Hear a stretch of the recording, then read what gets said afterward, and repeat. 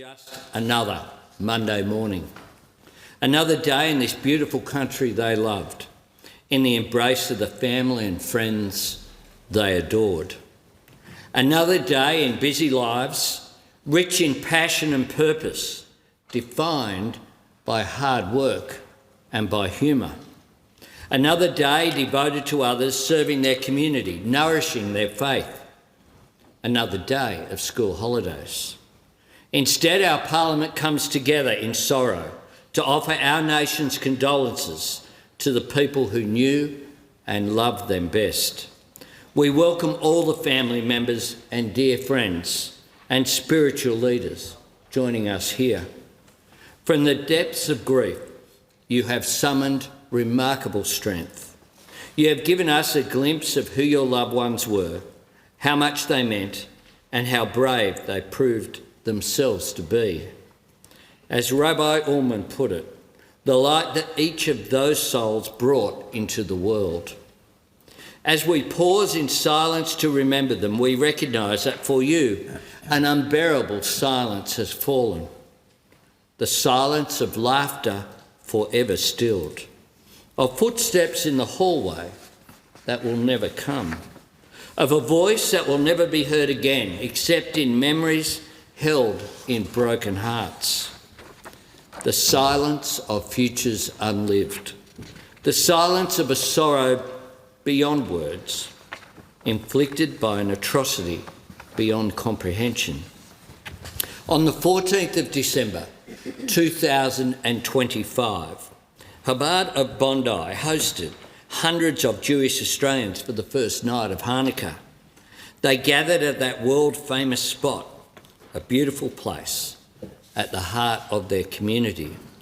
And in coming together to celebrate the Hanukkah message of hope, resilience and victory of light over darkness, they were also reaffirming their identity, proud Jews and proud Australians. From grandparents who had survived the horrors of the Holocaust and made a life and home here in Australia, to children playing in the summer twilight. When the gunshots began, some people in the crowd looked up to the sky to see the fireworks. Others thought it was balloons popping. Then the horrific reality descended. As we join in mourning for the 15 souls whose lives and futures were so cruelly stolen, our hearts also go out to everyone injured and traumatised. People who will always carry scars from what they suffered and saw on that dark night for our nation. We say to all of you who have travelled here today and to those watching at home, on your long road to healing, Australia will be by your side.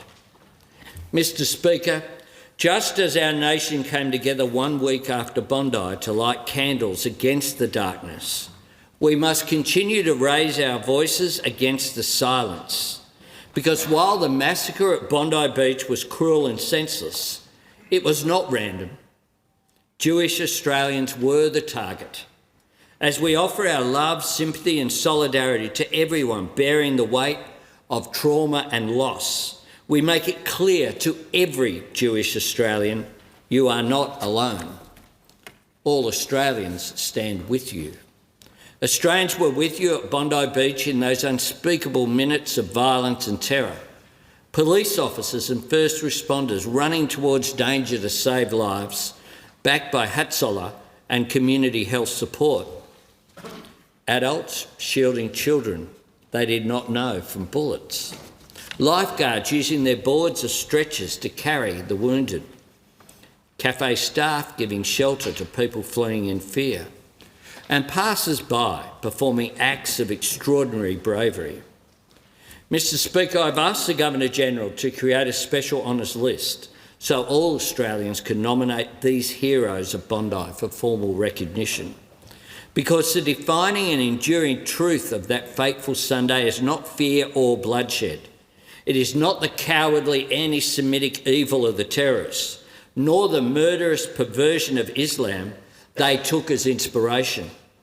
It is the courage and kindness of people risking their own lives to save others. People I've had the opportunity to meet Yankee Super, Geffen Bitton, Ahmed Al-Ahmed, Constable Scott Dyson and probationary constable Jack Hibbett, and so many, many more. I've had the honour to meet with some of these heroes to express the gratitude and admiration of our whole country. Their bravery is inspiring, and it was instinctive. They did not need to know the names of the people they faced gunfire to help. They did not stop to think about faith or nationality. Their bond was more profound than that. Their bravery was an act of shared humanity. And that is the spirit in which Australians have responded every day since. Working around the clock in hospitals across Sydney, donating blood in record numbers, turning that famous foreshore into a sea of beautiful flowers, matching their words of love with deeds of kindness and unity. Mitzvahs.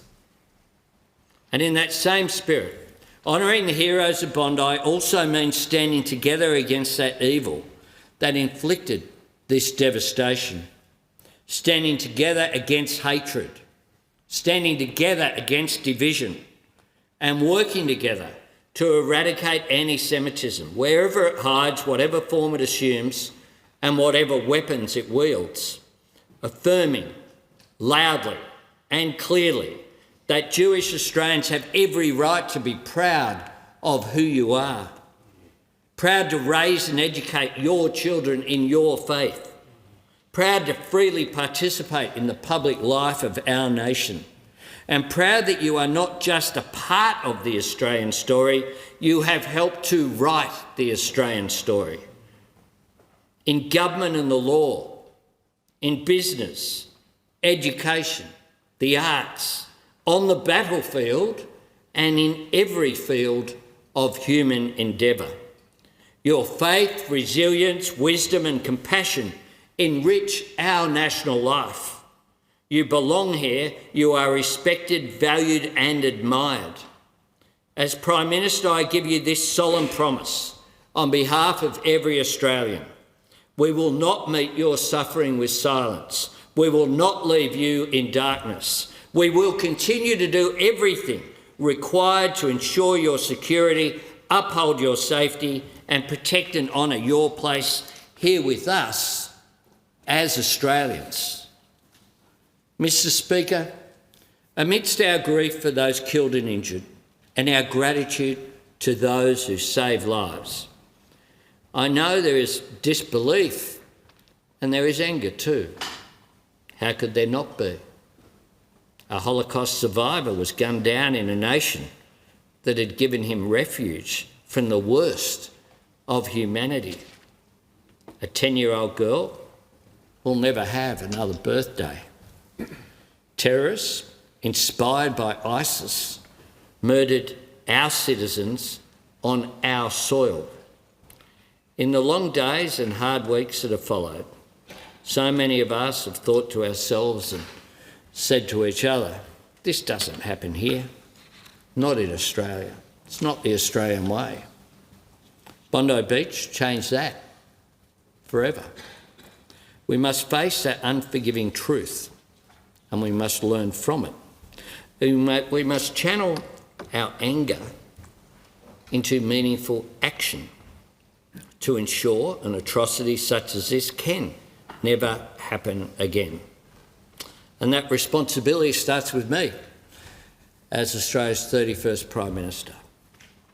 It also belongs to each of us here in this chamber as parliamentarians. And it's a task for all of us as Australians to build social cohesion, to reject division and prejudice in all of its forms. Mr Speaker, in the great tradition of Jewish Australians serving our nation, Sir Isaac Isaacs was Chief Justice of the High Court and the first Australian-born Governor-General.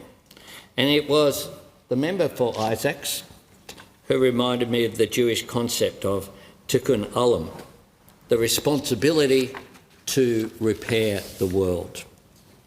A mighty collective task that begins with individual good deeds, mitzvahs, as Rabbi Ullman and Rabbi Mendel have spoken with me about many times over recent weeks.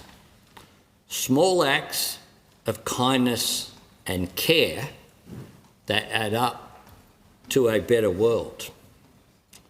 That is central to the Jewish faith, and it is at the heart of our Australian character too, knowing that our strength comes from caring for each other, respecting each other, looking after each other, bringing light into other people's lives, and recognising that kindness is an act of courage.